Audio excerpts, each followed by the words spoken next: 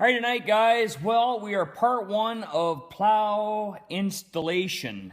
And I just wanted to bring something to your attention. There's a few things that I did not like that I'd like to shed some light on here.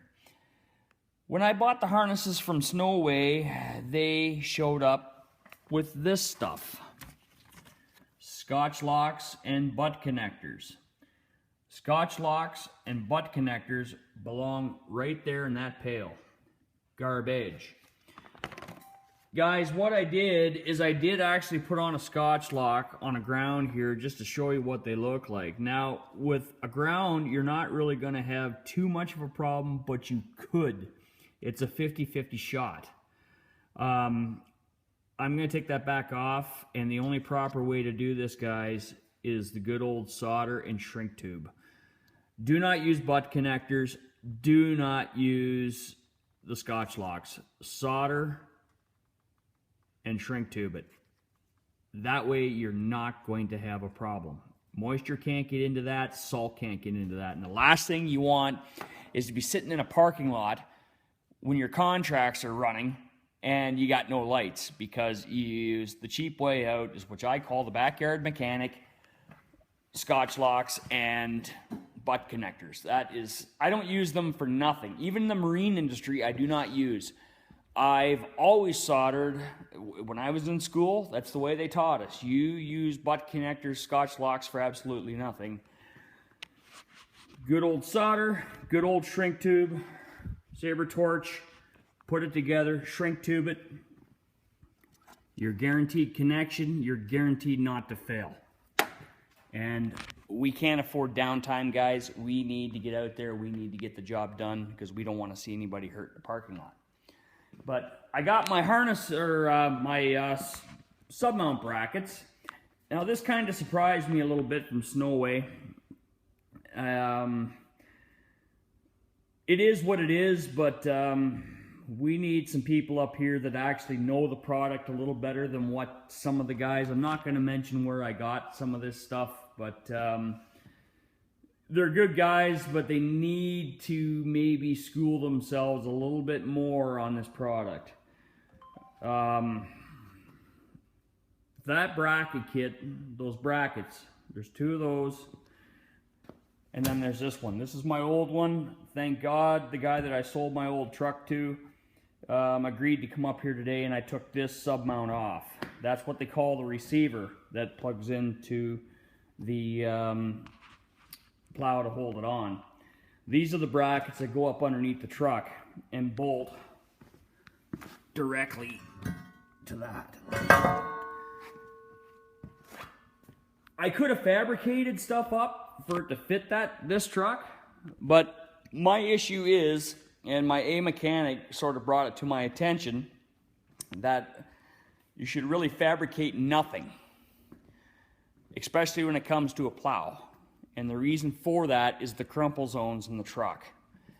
And the crumple zones of the breakaway, if you're in a head-on collision, it's an impact to it gives you a bit more cushion in an impact.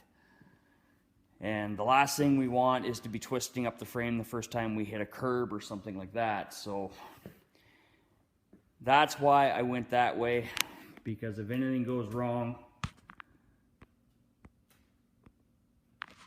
why is this not working? Is that better, guys? Sorry about that. Sometimes my thumb hits the side of the screen because I record a lot of my videos on my iPad. So anyways, got all the harness here. I'm starting installation right now, but yeah, I was a little surprised at that because when I spent $750, I was expecting that I was going to get the complete subframe. At least that's what they had told me. And even in the installation instructions, it lists that part.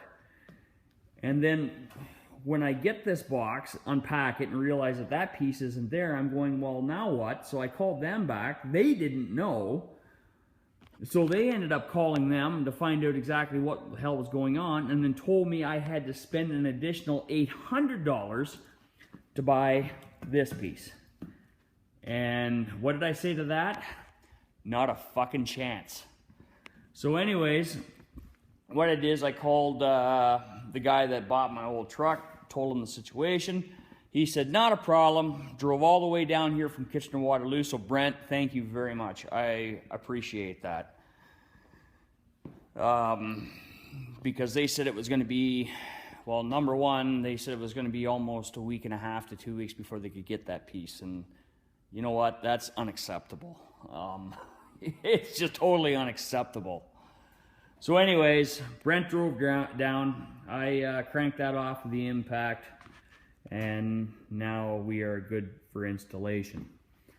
So that's what I'm working on tonight, guys. But I do like one thing about Snoway is their instructions are easy to follow, and they have a diagram that's just completely awesome. The only thing I disagreed with is I do not like Scotch locks.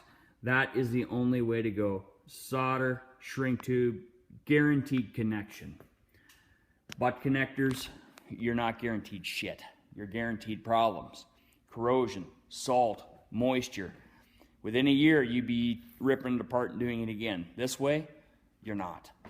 Anyways, guys, this is part one.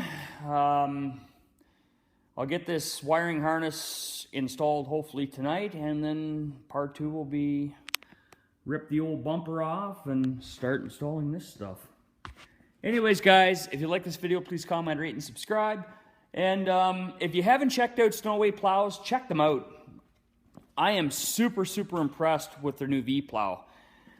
The biggest seller to me, and I want to promote the product as best I can, because the thing I like was no retractable springs on the V-plows or any of their plows.